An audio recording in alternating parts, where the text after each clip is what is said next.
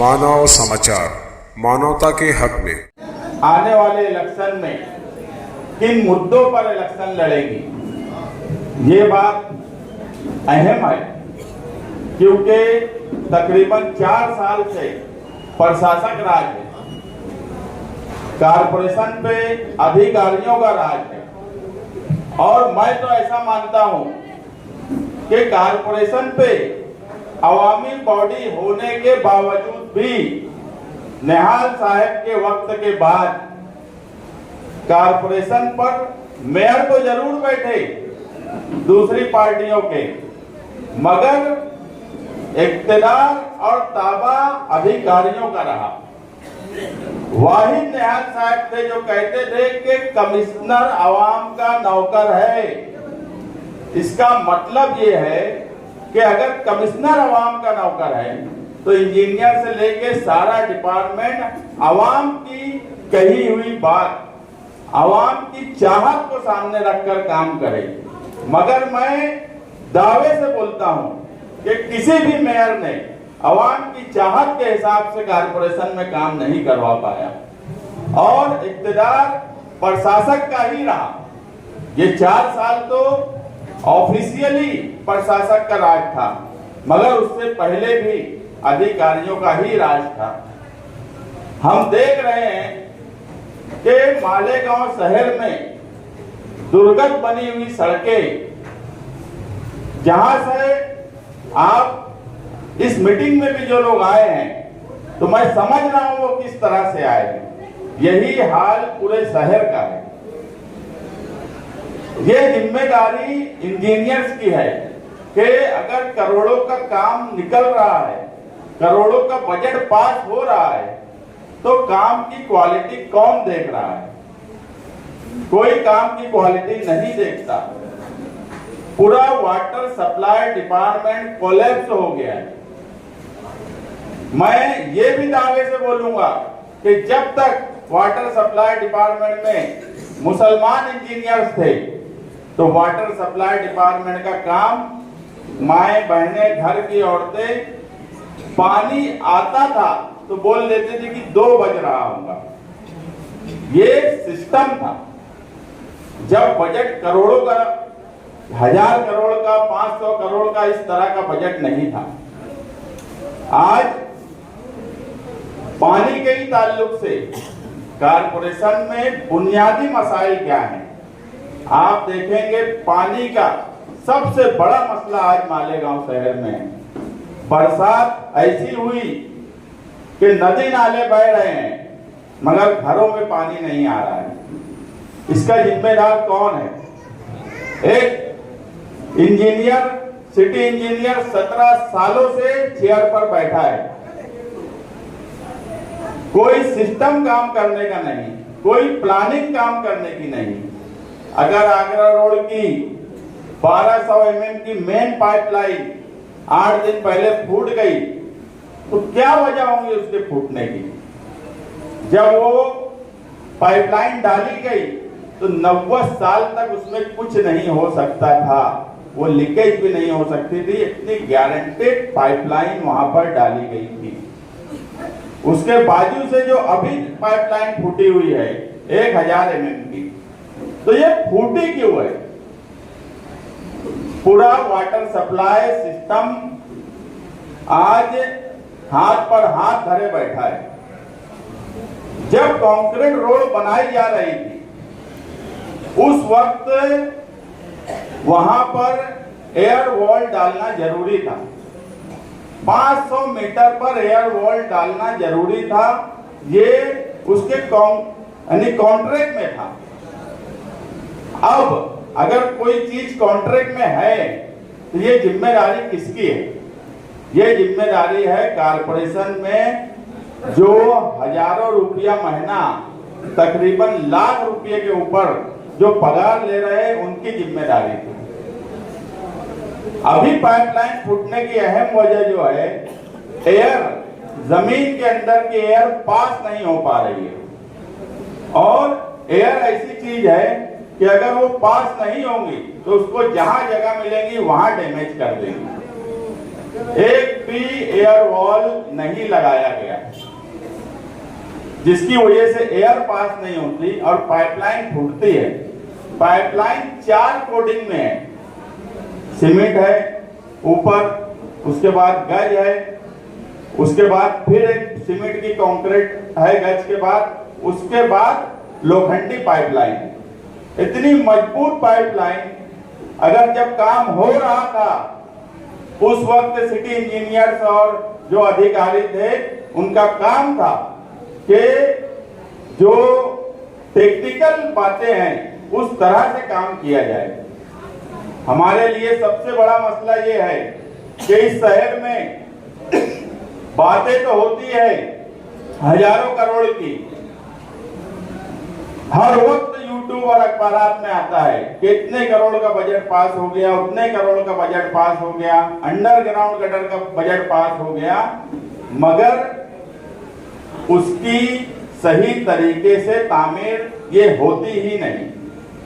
वो अंडरग्राउंड 540 करोड़ का हो या दूसरे करोड़ों के कामकाज हो, लीडरान का हाल ऐसा है कि मैं अधिकारियों की बात इसलिए बोल रहा हूं कि लीडरों को तो ये भी नहीं समझता कि वाटर सप्लाई में किस तरीके से काम किया जाता है। अगर पानी सही नहीं आ रहा है तो वो सिस्टम किस तरीके से बैठाया जाए। तो लीडरों के बारे में आज बोलने का कोई मतलब नहीं है।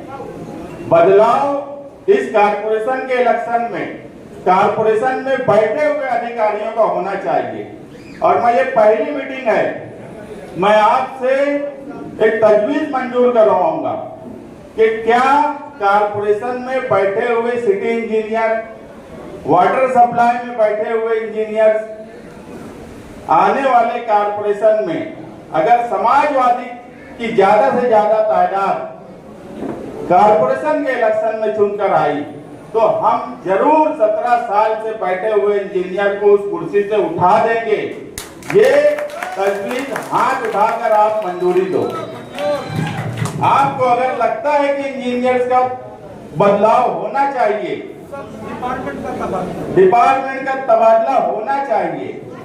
हम ये भी देख रहे हैं कि हमारे शहर में अच्छे अच्छे सिविल इंजीनियर्स भी अच्छी डिग्रियां लेकर मुस्लिम हिस्से में आ रहे हैं। तो क्या हम उन्हें कोई हिकमत से, कोई तरीके से उनको जिम्मेदारी नहीं दे सकते? क्या पूरा शहर सत्यानाश कर दिया गया, पूरा वाटर सप्लाई डिपार्टमेंट सत्यानाश हो गया, तो क्या वहां पर अब नए लोगों को जिम्मेदारी नहीं देनी चाहिए? क्या नए मुस्लिम लड़कों को जिम्मेदारी नहीं देना चाहिए? क्या मेडिकल फील्ड में नए लोगों को जिम्मेदारी नहीं देना चाहिए? क्या आज सिविल हॉस्पिटल, वहां पर जब मरीज जाता है तो उसी से सलाइन भी मंगवाई जा रही है, उसी से दवा भी मंगवाई जा रही है।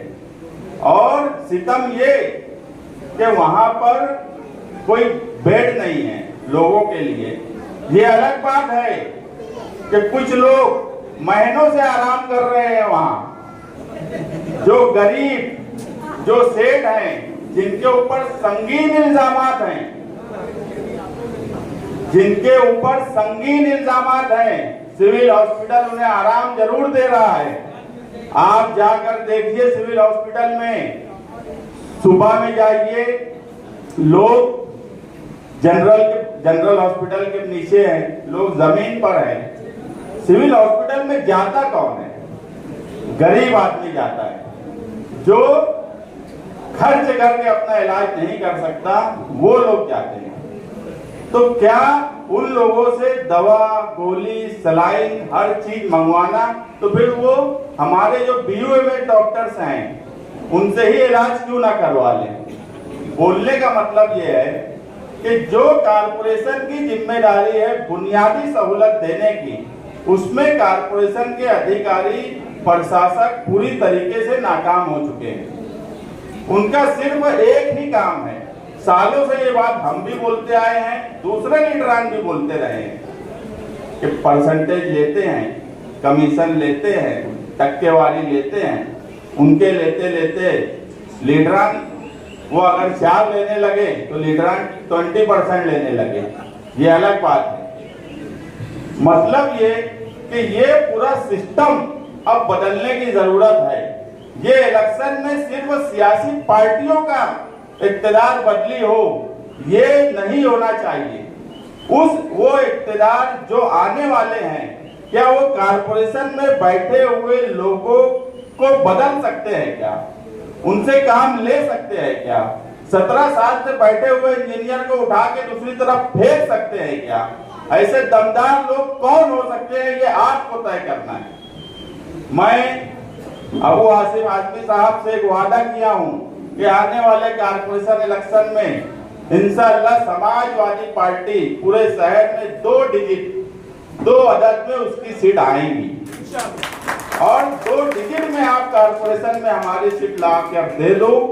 हम कारपोरेशन के अंदर बदलाव करेंगे। इस बार कारपोरेशन के बाहर बदलाव करने की जिम्मेदारी आवाम की, कारपोरेशन के अंदर बदलाव करने की जिम्मेदारी समाजवादी पार्टी के कारपोरेटर्स की रहेगी। और कारपोरेटर कैसे होना चाहिए? जिनको समझता है, जिनको कारपोरेशन समझती है, जो अधिकारियों से काम ले सकते हैं, जैसे हमारे अब्दुल बाकी भाई, ऐसे लोग को कारपोरेशन में लाने की जरूरत है। मुझे वार्ड नंबर 6 में बहुत से लोग ख्वाहिशमंद आ रहे हैं पार्टी के जिम्मेदारों के पास कि हम भी ख्वाहिशमंद हैं, हम भी ख्वाहिशमंद हैं। ख्वाहिशमंद जो है वो हमको ना बताएं उनकी ख्वाहिश। जैसे अब्दुल बाकी राशन वाले, ये मुझे आज तक नहीं बोले कि मैं ख्वाहिशमंद हूँ। आवाम बोलती है कि हम ख्वाहिशमंद है कि ये इलेक्शन लड़े। वैसे ही इस वार्ड में दूसरे उम्मीदवार भी होंगे जो आवाम जब बोलेंगे कि हम ख्वाहिशमंद है कि फला को दो, तो हम उसको टिकट दे देंगे। इसलिए हमारे पास या हमसे मन्नत समाजत करने के बजाय आप आवाम में जाइए, आवाम का काम करिए, छोटे छोटे काम करिए, वर्कर की तरह काम करिए। जैसे बाकी राशन वाला वर्कर की तरह काम करते हैं, गटर साफ करते हैं, छोटे छोटे मामला करते हैं। अगर कहीं पर एक पानी का मसला आ जाए, कहीं बोरिंग का मसला आ जाए, तो ये वर्कर की तरह काम करते हैं। सेठ की तरह काम करने वाला कारपोरेटर नहीं चाहिए, वर्कर की तरह काम करे।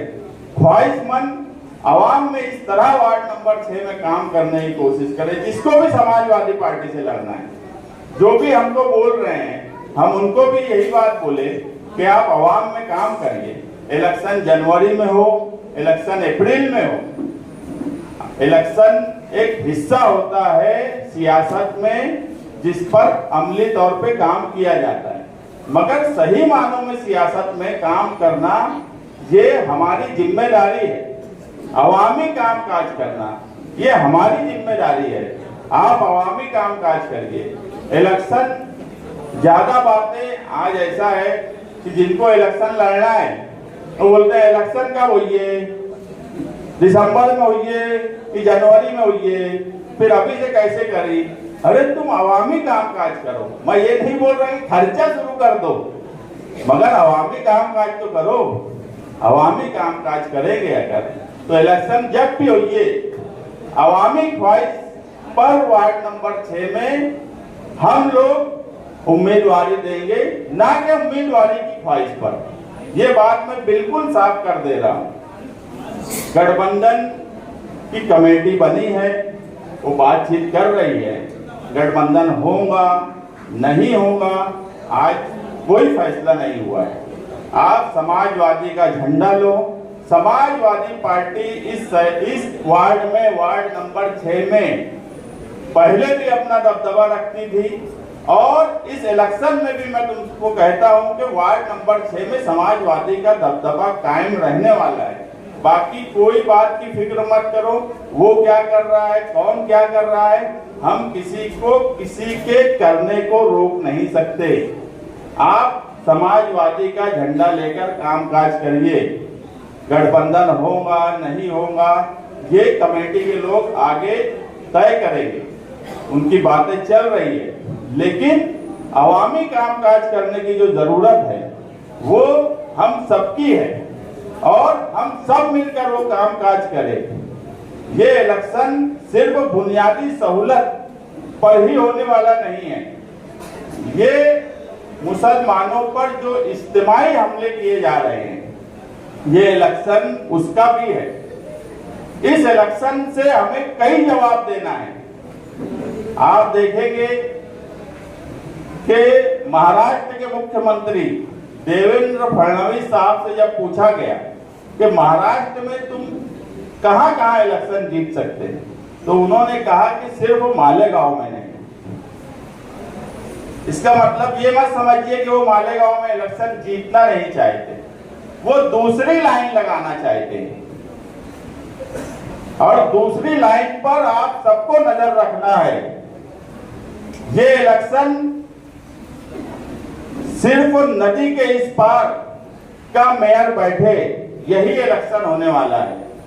प्लानिंग ऐसी है कि इस मर्तबा बीजेपी और शिवसेना मिलकर इलेक्शन लड़ने वाले हैं। कई अलग अलग गठबंधन होने वाले हैं। बीजेपी और शिवसेना हमेशा अलग अलग इलेक्शन लड़ी है नदी के उस पार, मगर इस बार सुनने में आ रहा है कि मिलकर लड़ेंगे और सीट ऐसी लाएंगी कि उनको इधर से कुछ लोग जो गठबंधन के नाम से उनके साथ तो नहीं होंगे, मगर उनके ही लिए इस हिस्से में इलेक्शन लड़ेंगे। तो उस पर भी नजर रखना है कि कौन सा गठबंधन 45 सीट ला सकता है और कौन सा गठबंधन उस हिस्से के 20-22 सीट का मोहताज है। इस पर भी आप लोगों को नजर रखना है कि क्यों ना इस मर्तबा नदी के इस हिस्से से ही 50 सीट ऐसे लोगों को दे दी जाए जिनको काम करने का तरीका आता हो, जिनको अधिकारियों से काम करवाना आता हो, जो अपना दबदबा रखते हो, जो अधिकारी कमिश्नर को बोल सकते हैं कि ये हमारा नौकर है अगर वो हमारे हिसाब से काम नहीं करता। तो 50 सीट अगर नदी के इस पार से आ गई तो देवेंद्र फडणवीस और शिवसेना जो इनडायरेक्ट कारपोरेशन पे कब्जा करना चाहते हैं उनको आप नाकाम कर देंगे, क्योंकि मालेगांव बीजेपी से भूलता ही नहीं है। तुमने क्या पार्लियामेंट में वोट दे दी वो उनके दिमाग से नहीं निकलता। तो हर हाल में वो कोशिश करेंगे कि अगर कारपोरेशन में उनका गठबंधन और इस तरफ से कुछ लोग उनकी मदद कर दें और वो आ जाएं, तो मालेगांव शहर को मुसलमानों को सताने में उनको और मजा आएगा। वो मुसलमानों को सिर्फ मजा लेने के लिए सता रहे हैं। सबको पता है कोई बांग्लादेशी नहीं है, कोई रोहिंग्या नहीं है, सब फालतू बकवास बातें हैं। मगर मुसलमान मालेगांव का तकलीफ में कैसे रहे? और अगर कारपोरेशन में उनके लोग आ गए तो ये समझ लो कि तुम्हारी झोपड़पट्टी के जमीन के मसले, मामूली मामूली गलतियां जो हर जगह होती है, क्योंकि कारपोरेशन एक ऐसी जगह है, प्रांत ऑफिस एक अपने सिस्टम से चलती है, पुलिस डिपार्टमेंट अपने सिस्टम से चलता है, मगर सारे मामलात में वो जन्म दाखिले का हो, वो जमीन का हो, वो एजुकेशन से मुंसलिक हो, सारे मामलात में बुनियादी रूल कारपोरेशन का होता है। अगर कारपोरेशन उनके पास आ गई तो वो किस हद तक तुमको परेशान कर सकते हैं इसका अंदाजा भी तुमको आज नहीं होगा। आज उनके पास सिर्फ प्रशासक है, तो उन्होंने हमारा क्या हाल किया है ये आप सबके सामने है। अगर माइनॉरिटी डिफेंस कमेटी नहीं होती 1044 लोग जेल में सड़ रहे होते। ये हमारी ही हिकमत अमली थी, ये हमारी ही दूरअंदेशी थी कि हमने सियासी इख्तिलाफ को किनारे रखा और कौम के इज्तिमाई मसले को सामने रखकर एक साथ आए। हमने कोई इलेक्शनी गठबंधन अभी नहीं किया, हमने अवाम को तकलीफ ना हो, अवाम की परेशानी कैसे कम से कम हो और अवाम को हम कैसे राहत दे सके, इसलिए हम लोग साथ में आए। हमें कोई लालच नहीं था कि हम साथ में आए तो इक्तदार मिल जाएगा, मगर वो काम करते हुए ये जरूर महसूस हुआ कि आने वाले कारपोरेशन इलेक्शन में अगर फिरका परस्तों का गठबंधन चुनकर आ गया, फिरका परस्तों का मेयर अगर बैठ गया, उनका इक्तदार आ गया, तो कितने मसाइल हैं वो कैसे हल होंगे, उल्टा वो मसाइल बढ़ जाएंगे। हाँ, सेकुलर दमदार गठबंधन अगर कारपोरेशन में बैठा तो मैं आपसे एक वादा करता हूं कि 1044 जन्म दाखिले का मसला चुटकी में हल करेगी, चुटकी में। और तहसीलदार के ऊपर एफआईआर करवा देंगे। सिर्फ एक ठहराव करने की जरूरत होगी कि तहसील ने अगर जो आदेश दिया था वो आदेश कारपोरेशन को मिला, तहसीलदार अपनी बात से पलट गया, कारपोरेशन बोलती है कि हमारे पास आदेश है, तो उसका हल क्या है? एक आम आदमी जिसको कोई कानून की समझ नहीं है, जिसको कानूनी तौर पे बहुत नहीं समझता होगा, वो भी लॉजिकली एक बात तो समझेगा कि दो डिपार्टमेंट के आपस के मसले, अगर तहसील ऑफिस बोलता है कि हमने नहीं दिया और कारपोरेशन बोलती है कि हमको मिला, तो इसका सीधा सा हल क्या था कि हैंड राइटिंग एक्सपर्ट को वो आदेश की कॉपी भेज दी जाती है। एक्सपर्ट उसकी जांच करता है कि क्या ये तहसील का है या नहीं है। अगर नहीं है तो वो कार्रवाई होती है, और अगर है तो तहसील झूठा है, उसको जेल में उड़ा के डालो। हम पहला ही ठहराव हमारे दम से कारपोरेशन में ये करेंगे कि 1044 जन्म दाखिले के आदेश का हैंड राइटिंग एक्सपर्ट के पास भेज के जांच करो, और यकीन मानना तहसीलदार जांच आएंगे और तहसीलदार जेल में जाएगा। बोलने का सिर्फ मतलब ये है कि बहुत समझ बूझ के इलेक्शन लड़ने की जरूरत है, आवाम को बहुत समझ बूझ कर वोट देने की जरूरत है, हर पहलू पर गौर करने की जरूरत है, तुम्हारे बुनियादी मसाइल पर भी गौर करने की जरूरत है, तुम्हारे इज्तिमाई मसाइल पर भी गौर करने की जरूरत है। तुम मुसलमान हो इसलिए तुमको टारगेट किया जाता है, उस पर भी गौर करने की जरूरत है। तुम्हारे शहर की औरतें जेल चली गई, इस पर भी गौर करने की जरूरत है। तुम्हारे घर से जब तुम निकलते हो तो तुमको सड़कें नहीं मिलती सही चलने, इस पर भी गौर करने की जरूरत है। तुम्हें पानी सही नहीं मिलता, उस पर भी गौर करने की जरूरत है। समाजवादी के लोग हमेशा से बोलते थे कि चंकापुर तलवाड़ा की पाइपलाइन का काम करवाओ। हमने मिनिस्टर से मिला, कई धरना आंदोलन किया, कई केसेस अपने ऊपर झेले। वो केसेस की अभी नौबत यह है कि अटक वारंट निकल जा रहा हमारा। हमने सिर्फ एक आंदोलन और तहरीक के नाम पे केसेस लिए। तलवाड़ा पर मेरे ऊपर 2-3 केसेस बने, हमारे यहाँ बैठे हुए पार्टी के जिम्मेदार हैं उनके ऊपर केसेस बने। अगर तलवाड़ा की पाइपलाइन आज शुरू हो गई होती, 50 MLD पानी तलवाड़ा से आ रहा होता, तो ये लीकेज होने के बाद भी हमारे पास सब्स्टिट्यूट होता दूसरी तरफ से पानी देने का। हम अभी सुना हो कि गिरना डैम में कोई डीपी जल गई। आप हमेशा सुनेंगे कि पानी का मसला गिरना डैम के ही वाटर पानी जो आता है वहीं से होता है। कभी वहां पावर चली जाती है, कभी कोई मसला हो जाता, कभी तुमने सुना है चंकापुर और तलवाड़ा की वजह से पानी लेट आ रहा है। वो कुदरती बहाव से आता है, अच्छा पानी आता है। अगर तलवाड़ा की पाइपलाइन की तहरीक हम नहीं चला रहे होते तो ये फिल्टर प्लांट भी नदी के उस पार चला जाता और तुमसे तलवाड़ा और चंकापुर का पानी छीन लिया जाता। हम हर मामले में समझौता कर सकते हैं, समाजवादी कभी तलवाड़ा के सवाल पर समझौता नहीं करेगी।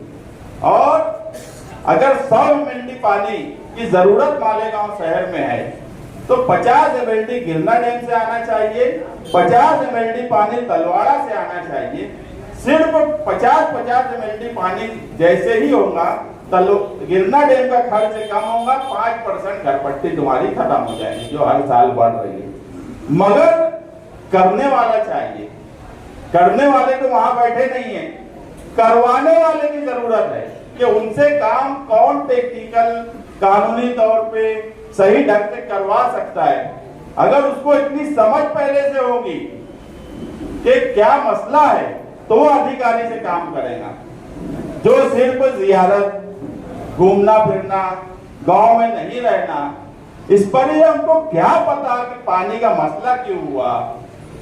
अगर पाइपलाइन फटी तो क्यों फटी, उनको तो ये भी नहीं मालूम होगा कि वो पाइपलाइन कितने एमएम की है, ये भी नहीं मालूम होगा। वो क्या काम कर सकते हैं क्या?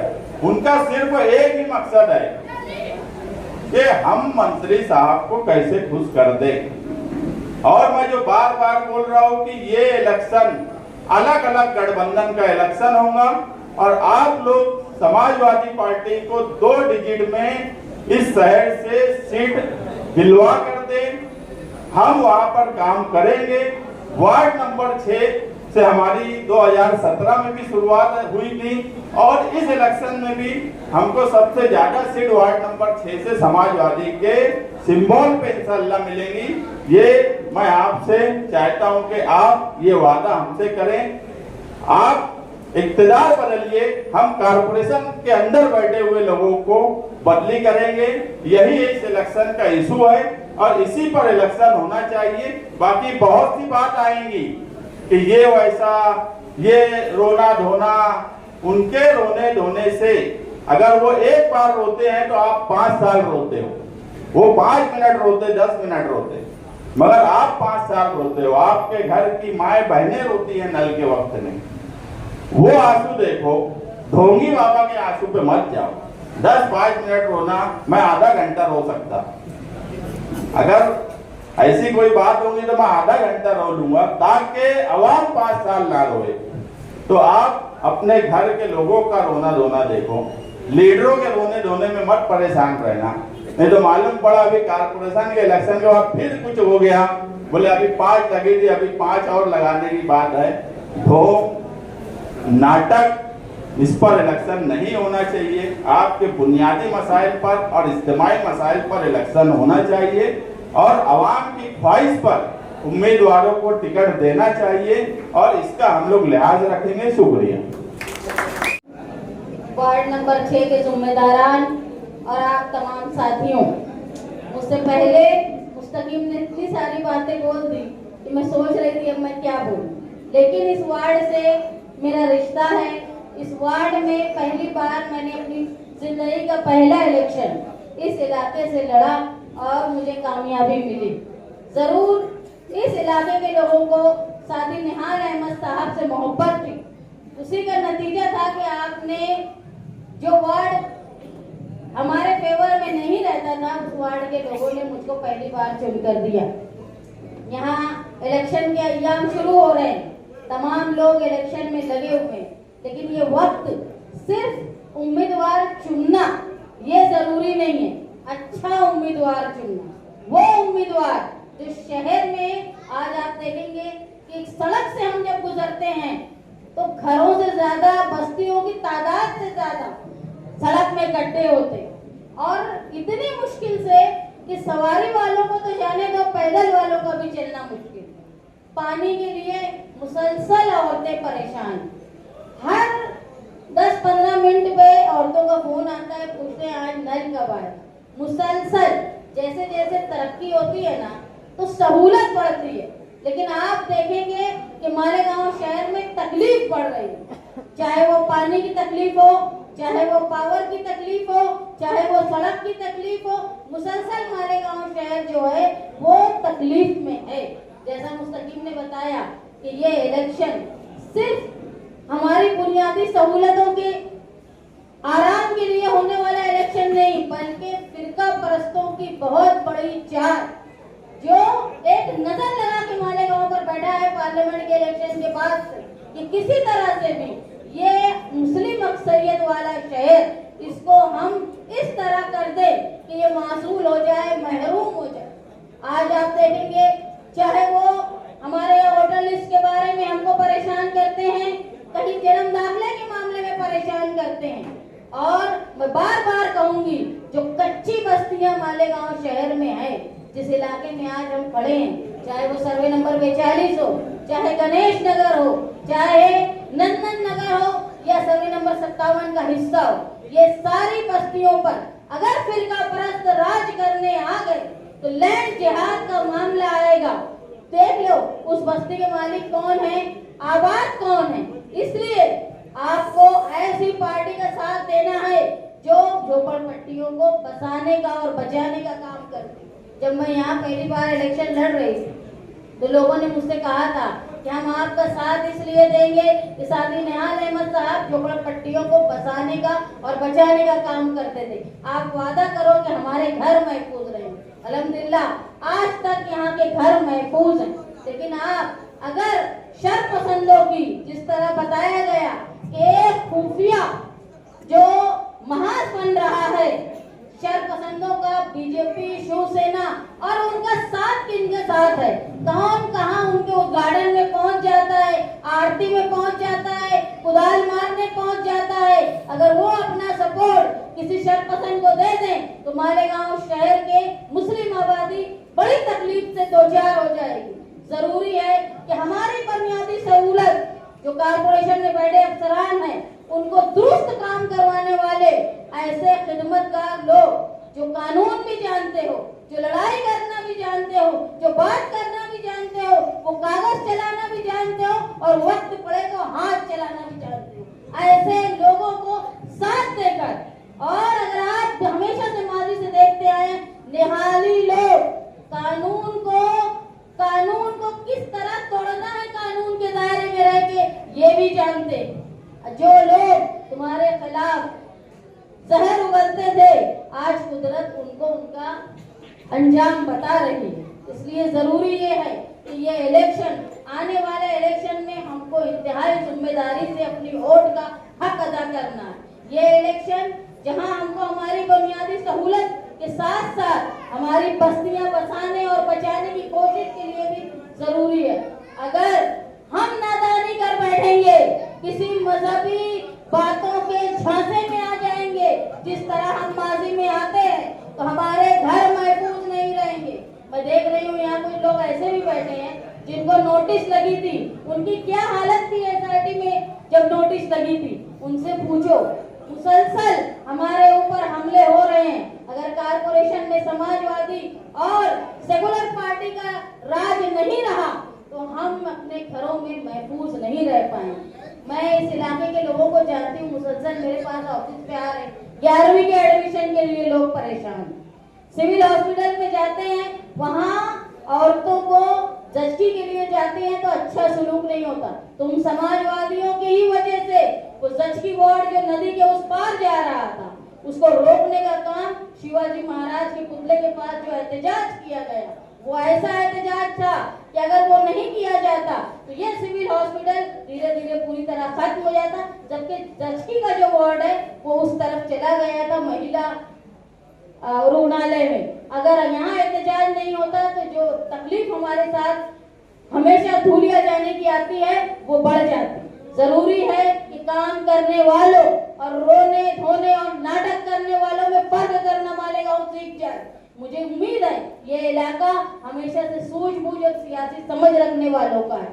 मैं उम्मीद करती हूँ इस इलाके की तरह मालेगांव शहर के तमाम इलाके अच्छाई और बुराई इसको समझे कि जो अच्छा काम करता हो, जो लोगों की मदद करने की नीयत रखता हो, जो हर तकलीफ में लोगों के साथ रहता हो, जहां जरूरत पड़े आधी रात को अगर फोन किया जाए तो उठाता हो। मैं ये हैरान हूँ जिस चीज की जिम्मेदारी है, जिस खलीफाओं का दौर ऐसा था कि लोग खलीफा जो है वो नकाब पोश होकर रात में अपनी रियाया को देखा करते थे कि क्या हाल चाल है, कोई भूखा तो नहीं सो रहा। जहाँ लोग जेल में है, जहाँ लोग परेशान हैं, नल का पानी नहीं आ रहा है, वहाँ ज़ियारत के लिए लोग जा रहे हैं, किस मुंह से जा रहे हैं, मैं इस पे हैरान हूँ।